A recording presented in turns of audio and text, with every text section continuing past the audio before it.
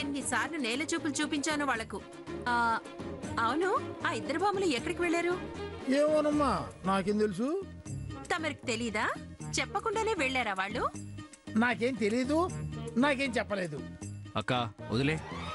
పంతులు గారు, మీరు పూజ ఏర్పాట్లు చూడండి. పిల్లలు వచ్చాక వాళ్లకు మీతో తెల్ల బట్టలు పెట్టించి వాళ్ళను అలంకరణ చేసి ఏర్పాటు చేద్దామని చూస్తున్నాను.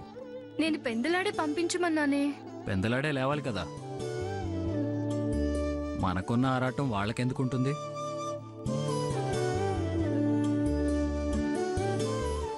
నమస్కారం పంతులు గారు.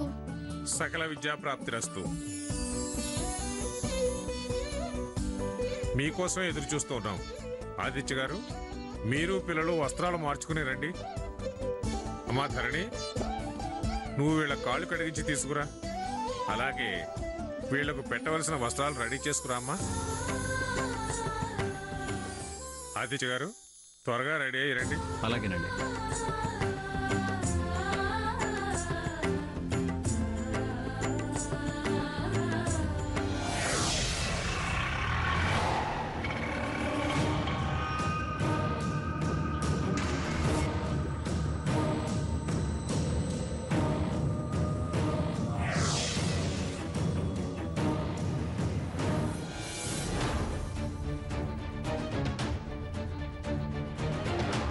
ఇదేంటి తలుపులు బార్నా తీసున్నాయి?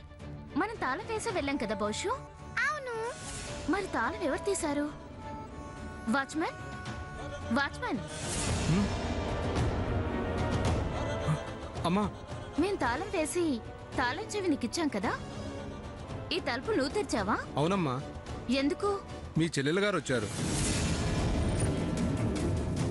నన్ను రమ్మని. తను ఎక్కడికెళ్ళింది? అంత మతిమరిపోతే ఎలా? ఇక్కడే నిలబడాలా?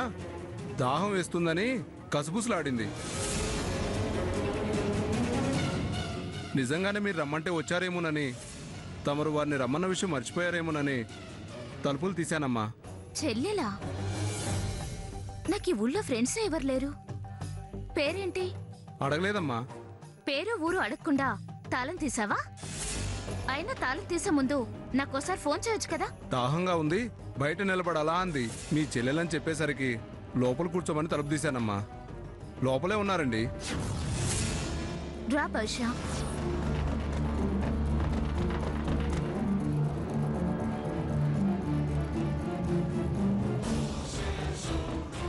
ఎవరూ లేరుగా. బౌషా, పైనున్నారేమో చూసిరా. బెడ్రూమ్లో ఉన్నారేమో.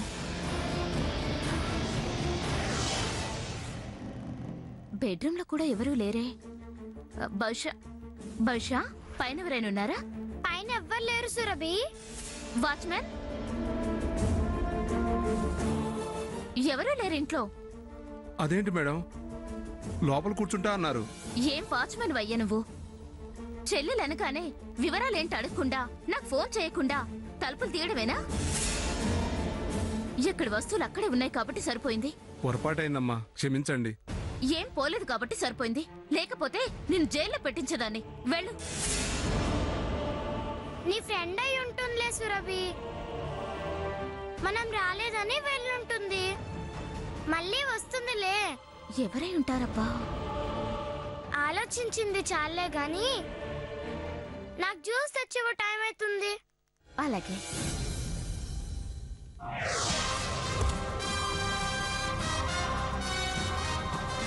పోనీ డ్రైవర్.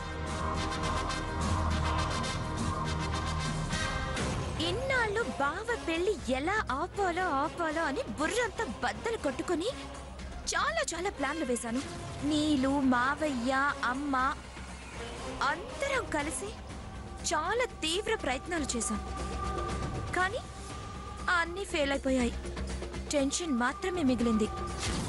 అనుకున్న టైంలో డైనమిక్ లాంటి ఇది దక్కి సైనడ్ లాంటిది వదిలేలా చేసింది. కాగల కార్యం గంధర్వులే చేశారన్నట్టు అదేదో సామెతుందే, అలాగే నాకు ఈ ఆధారాలు దొరికి